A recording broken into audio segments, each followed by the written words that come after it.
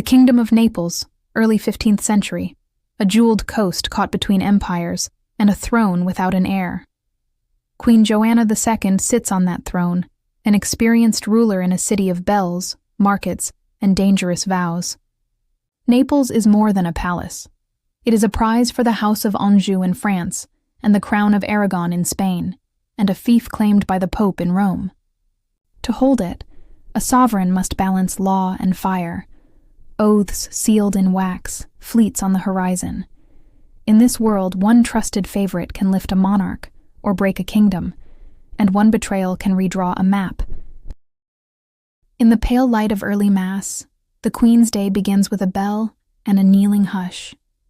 Beyond the chapel windows, the Gulf of Naples is a sheet of silver, whispering against the sea walls. Attendants shift softly. Candle smoke writes thin lines in the air. Queen Joanna II, in a veil the color of old pearls, touches the prayer book that her mother once used. She listens to scripture and to the hidden music of her city. Hawkers in the lane, a carpenter's hammer, a child calling for bread.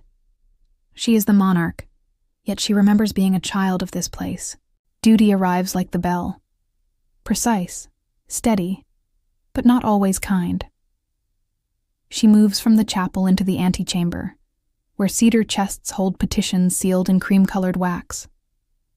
The signet ring on her finger is heavy, a crowned lily engraved in deep lines. It is both an object and a sentence. With that ring, she can grant a life or refuse it. With that ring, she keeps Naples standing between the papal keys and the Aragonese flag. The chancellor reads the first petition. The Queen nods, and the ring presses into warm wax with a faint hiss. The smell of candles and honeyed ink wraps the room, familiar as linen. He stands close, not too close. A nobleman of Naples, Ser Gianni Caracciolo. His voice is low, shaped by these streets, softened at the edges by long hours in libraries and long nights in galleries where deals are made in whispers. He is not a king, but he is the kind of man who knows where keys are kept and who keeps jars of salt for more than cooking. He reads the faces in council better than he reads the books he quotes. To the public, he is a minister. To her enemies, he is a favorite. To the Queen, he is a wall and a lantern. It depends on the hour. At the mid-morning audience, the Queen sits beneath a canopy embroidered with bees and fleur-de-lis, the ancient symbols of her house. Merchants come with petitions. A widow asks for mercy. A monastery requests grain after a flood. Ser Gianni leans over a map. His hand, in gloves of soft, dark leather, traces a line north to Rome, south to the ports where ships ride at anchor. "Your Majesty," he says, "this road is watched." He means more than road. He means, this alliance has taken a new turn. He means, somebody is counting our bread and our bolts of cloth. A lady-in-waiting, Marinella, notices small things no one else sees. She notices the Queen's hand pausing on the ring when a courier brings a letter sealed in dark green wax, Aragon's color. She notices how Ser Gianni does not reach for that letter himself, but nods to a clerk to bring it forward. She notices that when the letter is opened, the Queen looks not at the words, but at the seal itself, as if the seal is louder than the message. It is an offer and a warning.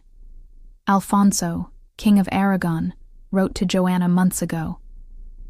The ships in the harbor are not yet his, but the ink on the letter tastes like salt. Joanna knows the law.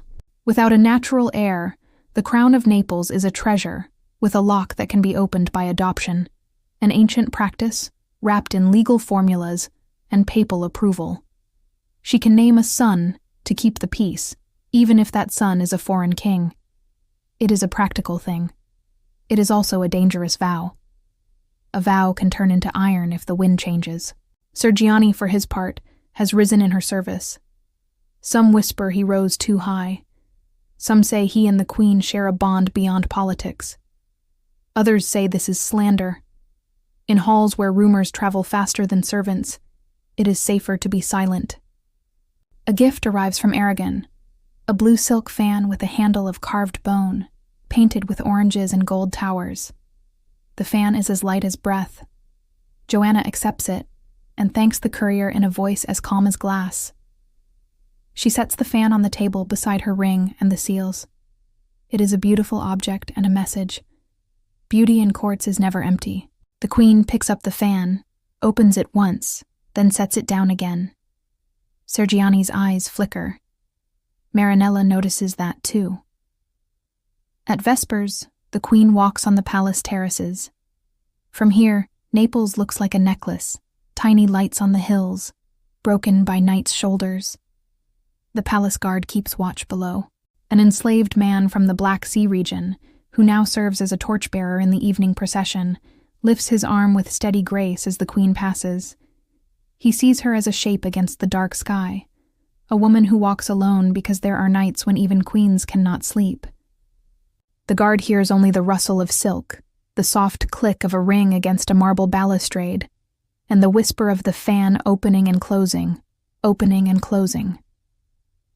Sergiani steps into the doorway and stops, careful with distance, careful with light. He speaks of a treaty that needs her attention, of a tax that will anger the nobles, of a redoubt in the hills that needs repair. He speaks of a letter from Rome, where the Pope waits to see where power will land. He speaks as if he is measuring her pulse with each word. She listens. She says, "Set the seals for tomorrow." He says, "Yes, Your Majesty." His eyes fall to the blue fan. He hesitates, then looks away. The breeze lifts, and the fan flutters like a trapped bird. At the council the next day, the queen states the course plainly. Naples will accept the protection of Alfonso of Aragon. For now. She will adopt him as heir to stabilize the coast and keep enemies from the gates. The barons nod, some because they agree, some because they like nothing better than to see one foreign power restraining another. Sergiani does not look up. He knows that protection is a word with many rooms. He knows that an adopted son with ships can become a master with keys. The queen's ring presses into wax again. The seal holds, and a bell rings in the courtyard, easy, innocent. But when the bell's echo dies, a question hangs in the music. Will this vow save her crown, or have they placed a new hand on the lock? Ships with red and gold pennants appear at dawn on the glittering line of the horizon. They are not at war, but they are not tourists. Naples wakes early, and the fishermen measure the ships the way farmers measure weather. Alfonso's couriers ride through the city at a controlled pace. The Aragonese herald carries a trumpet and a smile that does not reach his eyes. In the palace, servants wash floors and polish silver. The blue fan lies on a cabinet with a bowl of oranges. Everything seems normal, but nothing is. A carriage that usually turns left turns right. A door that usually opens is closed for repairs. A clerk in a plain tunic is sent with a letter to a convent outside the walls. Why a convent? He does not ask. His job is to carry wax and words from one locked box to another. Marinella, pressing a sprig of rosemary between parchment and silk to scent the queen's wardrobe, catches the faintest trace of unfamiliar perfume on a letter from the harbor. It smells of resin and brine, and another note. A bitter hint she cannot name. Only a signature, one says, tilting his head toward the ring and the wax. Sergiani, standing beside the carved chair with its lions' heads, answers low and neutral. Simple things add up. Each tiny yes is a thread. A few threads can bind a chest. 100 can bind a city. One evening, the queen's procession takes a different route to the chapel. The guard adjusts without comment. The chaplain meets her at a side door. Marinella notices that Sergiani is not with them. He is in the gallery. She sees him there, staring at a tapestry that shows a king laying down a sword at a shrine in exchange for an oath. He does not seem to see the tapestry. Beside him, on a bench, lies a glove. It is velvet, turned inside out, as if someone dropped it in a rush and did not dare return for it. Rumors flower in the stone corridors. Some whisper that the queen's bond with her favorite is more than counsel. Others say the opposite, that she now keeps him at a distance, and that this is why his face is pale under the torchlight. A court musician writes a new song about a lady and a lantern, and a lord and a storm. No names. The song is banned in the palace by morning. The ban says more than the song. A letter for Sergiani goes missing. He waits for it in his study, a small room with a walnut table and an iron key on a green cord. It does not come. Instead, a messenger brings him 2 other letters, both unimportant, both sealed. He smiles at the messenger and thanks him. When the boy turns to go, Sergiani closes his eyes for a moment and lets the smile fall. He knows what letters do and what letters refuse to do. He knows how silence can be made to speak. In the market, a seller of fish claims that the Aragonese are already ordering supplies as if they own the place. A spice merchant counters that this is how guests act when they plan a long stay. In a back room not far from the palace, a priest speaks to a baron in whispers, speaking of the Pope's rights over Naples. The words are right, oath, fief, sin, and forgiveness. The baron smiles thinly. He knows as well as any scholar that law is a robe. It can be worn, it can be folded, it can be torn. At noon on a hot day, the Aragonese herald reads an announcement in the courtyard. Alfonso says he is the queen's son-in-arms and a defender of Naples. Everyone hears it. Titles matter. A court scribe underlines the phrases 3 times in his notes. Marinella, who stands beside him, feels the same chill she felt the day she heard a woman scream once in labor and then go very still. Joanna receives Alfonso's chief envoy in a high chamber with latticed windows. She is gracious and slow, her voice even. She says she welcomes their king's protection under the terms signed. She says she trusts that her authority remains whole. The envoy nods too many times. Afterwards, in the hall of portraits, Sergiani meets the envoy alone for a moment. They do not bow. They keep their eyes on the marble floor. They speak carefully. There is careful laughter. Wine neither of them drinks. Then the envoy leaves by the long stair. He does not look back.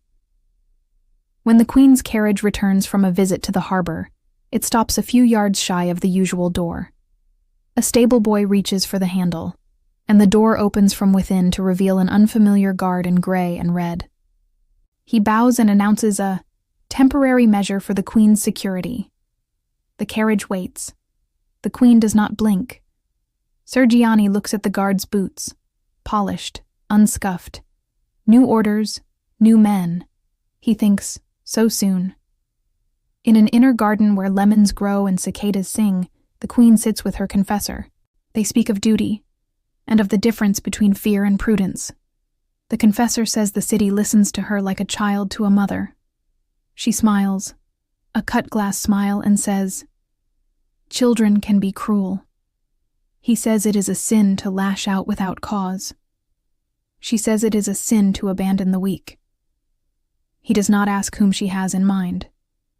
He knows when to keep a silence. The next morning, a letter arrives from Rome.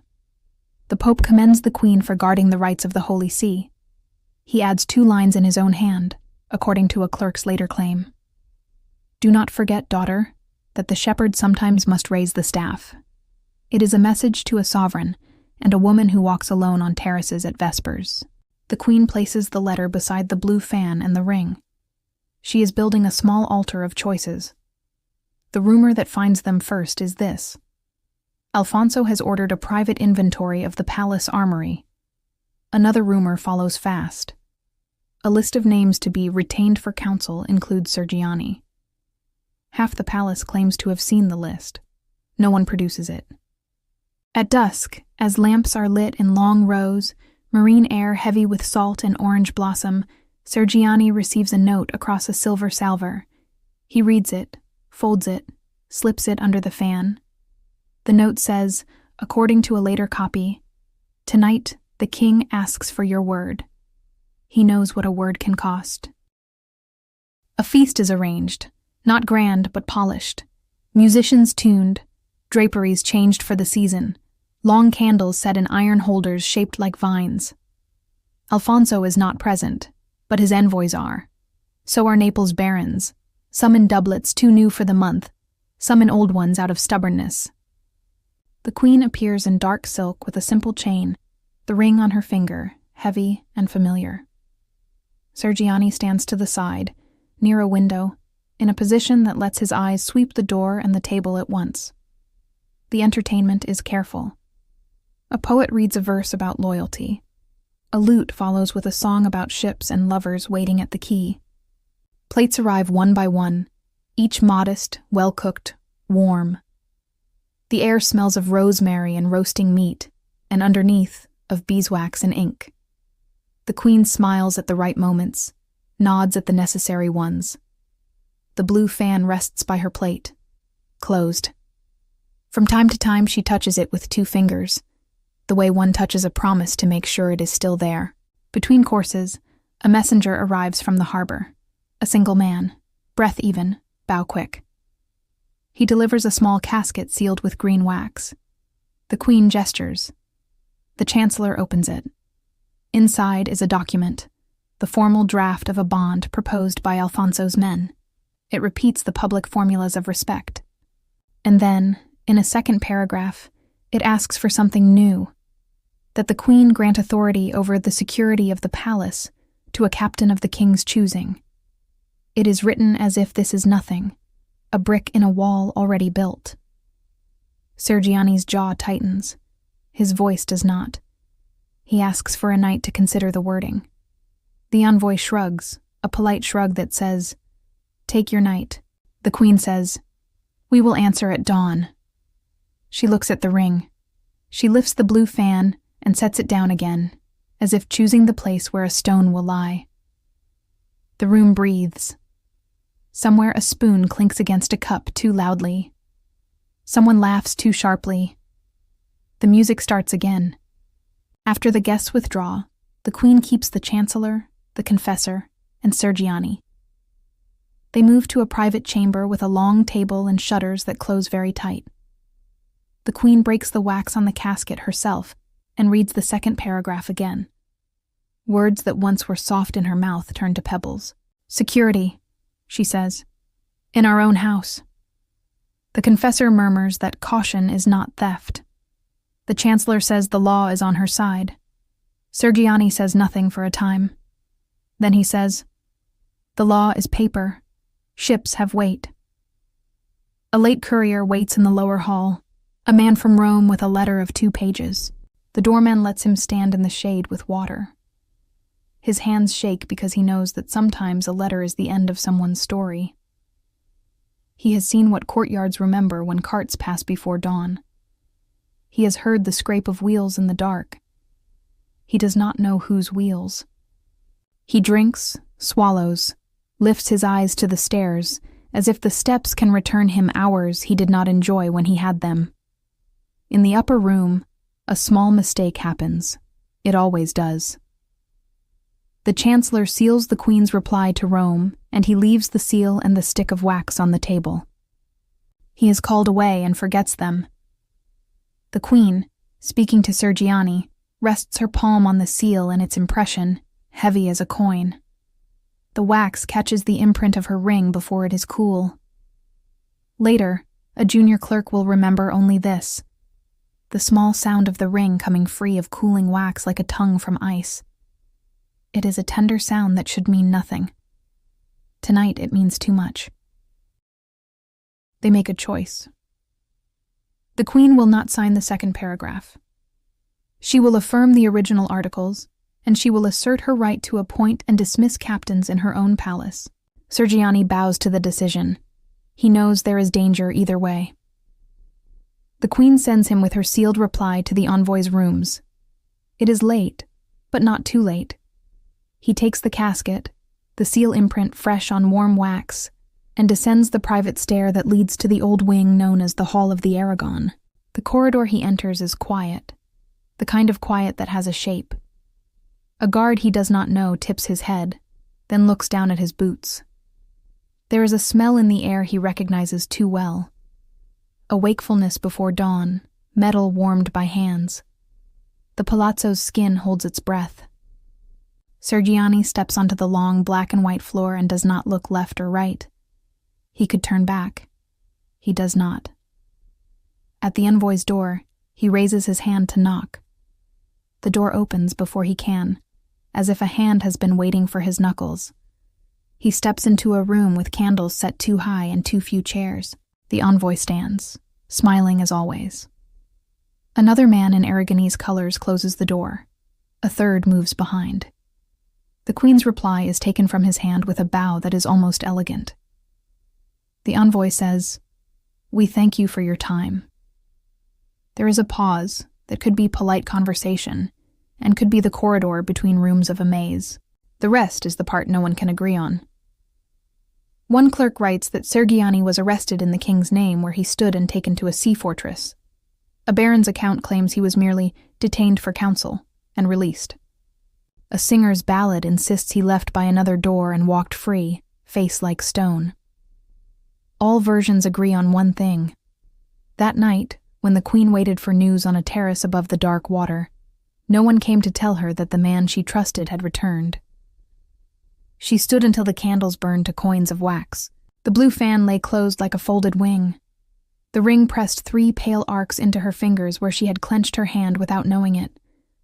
The bell at the far convent rang once, then twice, the notes clean and cold. She did not move. The city did not sleep. Morning brings paper swords and real ones. The Aragonese envoys insist that the Queen's safety requires fresh measures. The Queen insists that her oath to hold Naples free obliges her to resist such measures. Every word is a curtain pulled across a stage where people carry chairs quickly in the dark. The council meets in a chamber where the window is not as high as the ambition in the room. The Queen shows the law. The envoys show the ships. The barons show their rings. The clergy show their letters from Rome. Everyone shows everything. Proof remains elusive. In private, the Queen meets Alfonso's captain. 2 guards stand far enough away that they can say, honestly, they heard nothing. The captain speaks with regret, as if apology is a coin that counts for something in this kind of market. The Queen hears the apology and the steel beneath it. She is calm. She says, "You are my guest. Guests do not change a host's locks." The captain says, "Only until the storm passes." He means until we decide it has. Meanwhile, a report circulates that Sergiani has been seen at the sea fortress. A fisherman's boy claims he saw him at a high window, face pale as fish belly. A mason's apprentice says he heard his voice in the old Aragon hall, low and angry. Marinella, who trusts the way floors remember footsteps, believes neither. She believes the way the Queen holds her breath for half a second when the word detained is used, and the way she releases that breath like a promise swallowed. Rome moves. The Pope, Martin Fee, reminds Naples that the crown of this kingdom is a fief of the Holy See, not a gift from Aragon. He writes to the Queen, praising her prudence, urging her to consider, if need be, a different heir, one who will not call himself defender in ways that nibble the edge of sovereignty. The letter comes with the scent of ink still wet. The Queen reads it, lays it beside the blue fan. The fan has begun to show a faint crease where a hand has folded it too often. There are hours of closed doors. The Queen speaks with barons who have known her since youth, with scholars who invoke Roman law, with merchants who say they can fund mercenaries if that becomes necessary, though they hope it does not. Each voice is a rope tied to her wrist, pulling. When she is alone, she walks to a window and looks toward the sea. She tells herself she is not looking for one man in that blue. She tells herself she is looking for a fleet. Then the wind changes. A letter arrives from the Aragonese camp that mentions temporary custody of the Queen's counselor until the misunderstandings are eased. It is written like a physician's note. Somewhere, a servant trying to draw water finds a well empty. The Queen hears the pages in the letter as if they are sheets on a bed pulled too hard, too fast. She lays the letter down gently. She calls for paper. Naples shifts in a day. Messengers ride north toward Rome with letters under wax so thick it looks like amber. A rider heads east to the court of Louis of Anjou, long a rival claimant to Naples. The queen sends words across mountains and sea. I will adopt you instead. It is a daring move. It is also, perhaps, an answer to a different question. What is a sovereign's heart allowed to do?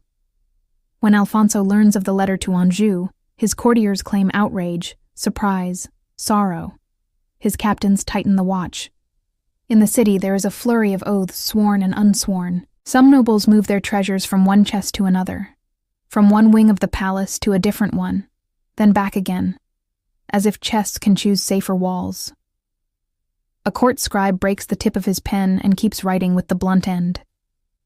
Marinella burns a scrap of written music with a line about a lantern and a storm. She does not know if the queen hears the tiny sound as it burns. She suspects she does. Sergiani returns to the palace one afternoon under guard, or so one chronicle says. Another insists he never left the city. A third says he fled to a different stronghold by night and returned at the head of men who would die for him. The details change with the storyteller. The truth is noisier and simpler. The queen sits in council and sees his face again, thinner, eyes sharper.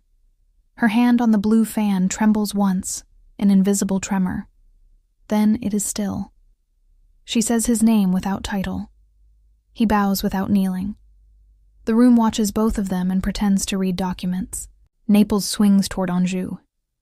The queen repeals in careful Latin the articles that bound her to Alfonso beyond the original adoption. She adopts Louis of Anjou. The Pope blesses the turn. Alfonso withdraws, slowly, in pieces, for now. The city breathes, then coughs. Nothing in Naples is ever truly over. Not love, not enmity, not debt. Months pass. Sergiani's power grows again. He is the gate and the key, the hand behind letters, the whisper behind the whisper. Barons bow low enough for their belts to creak. Those who mocked him in private now bring him gifts and women to dance before dinner. He accepts the gifts and sends the dancers home with purses tied with red cord. He is careful with money and faces.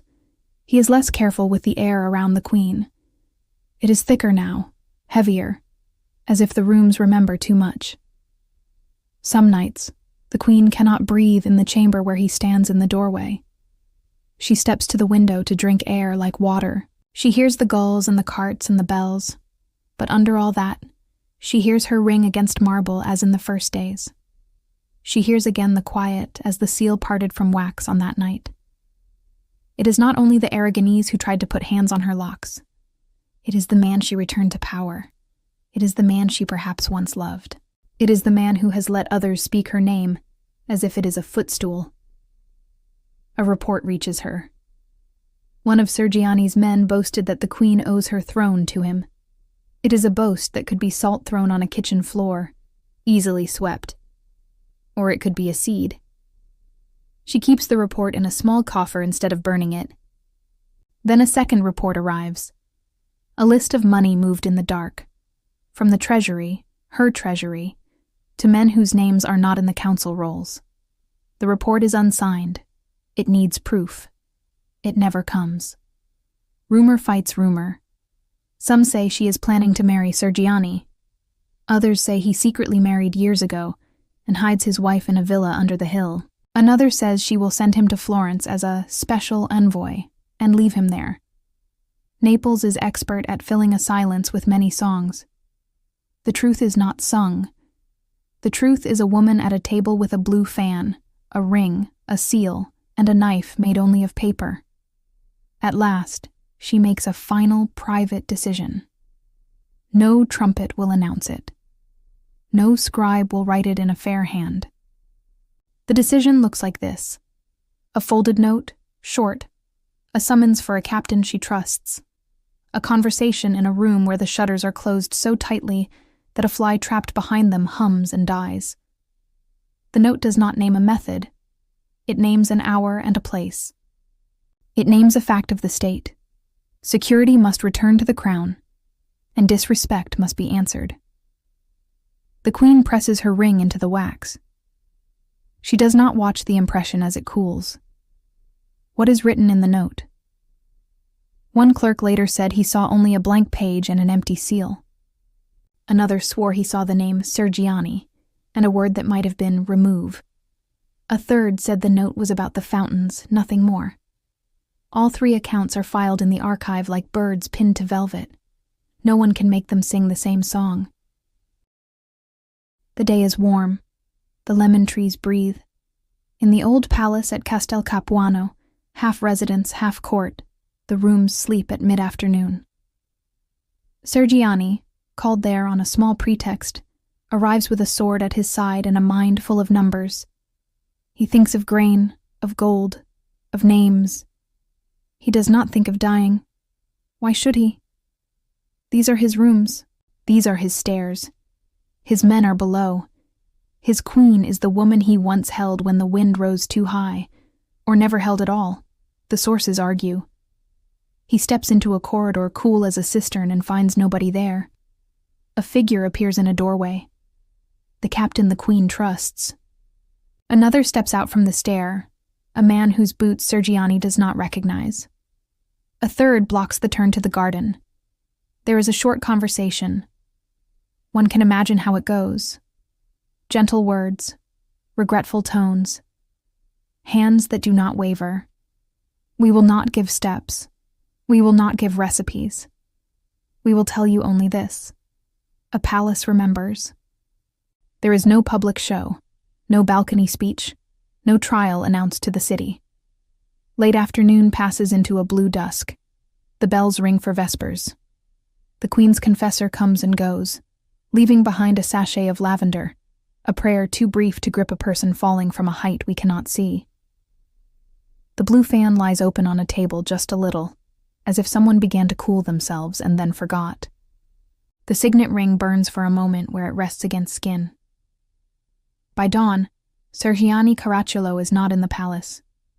Some say he was killed and laid out briefly in a chapel that remembers water. Others say he was taken and died on a road where wolves do not come, only men. A few whisper that he escaped to a convent and lived out his days as a penitent under another name. The official records are thin. Naples has always preferred memory to record, music to minutes, salt to parchment. We will call it this. He left the circle of power and did not return. The queen does not speak of it. She meets the council the next day. She signs documents with a firm hand. She appoints a new captain who bows only to the crown and the law of these stones. The barons, cautious, measure her voice. They measure their own. The Aragonese have withdrawn. The Angevins are ascendant.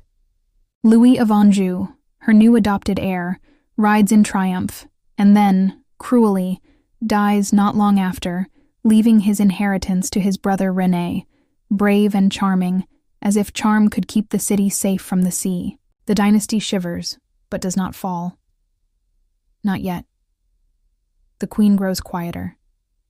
Her evenings are smaller, her company chosen.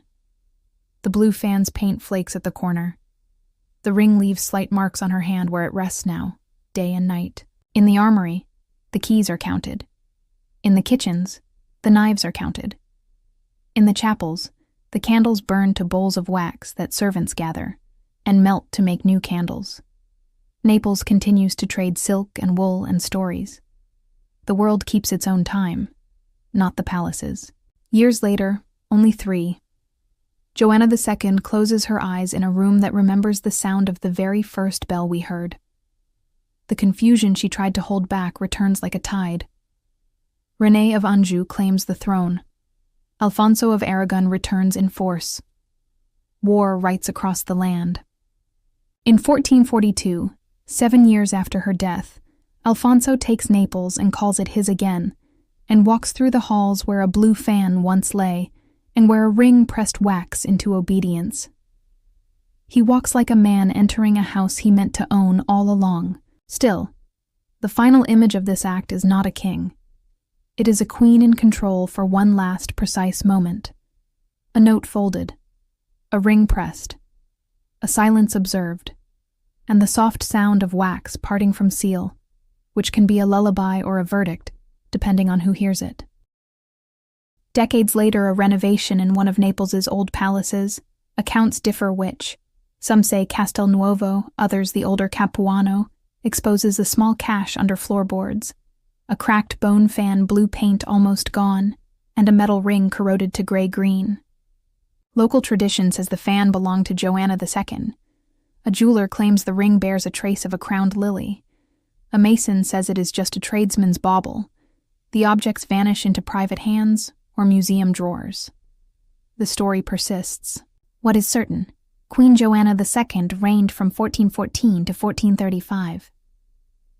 Without a child, she used adoption, a legal tool of the time, to stabilize a kingdom that others wished to rule. She adopted Alfonso of Aragon, then repudiated him, and later adopted Louis of Anjou, whose claim passed to René after his death. Between Anjou and Aragon, Naples was a chessboard.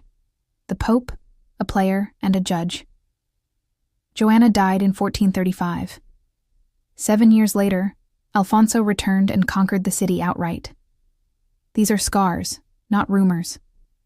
What remains debated: the exact nature of Joanna's relationship with Sergiani Caracciolo, whether it crossed from counsel into romance, whether he betrayed her, or whether he simply towered too high in a city that dislikes shadows thrown by common men over royal floors.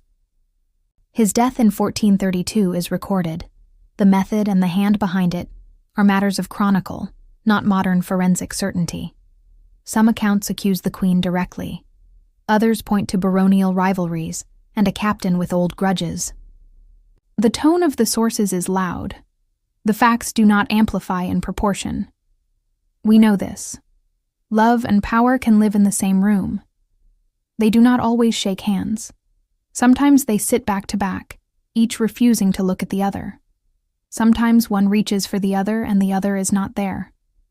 In Naples, in the early 15th century, a queen took in a man as ally, shield, and, perhaps, more. When she perceived herself betrayed, by him or by the very rumor of him, she answered, not with a public sword, but with a private correction. A door closed, keys changed hands, candles burned down. Years later, visitors point out a tiny detail on an old portrait of the queen, a hairline crack that runs through the painted ring on her painted hand. It is nothing. It is everything. If you stand quietly in that room in the evening, you can almost hear a sound that has not gone away, the whisper of a wax seal, finally broken after a century of silence.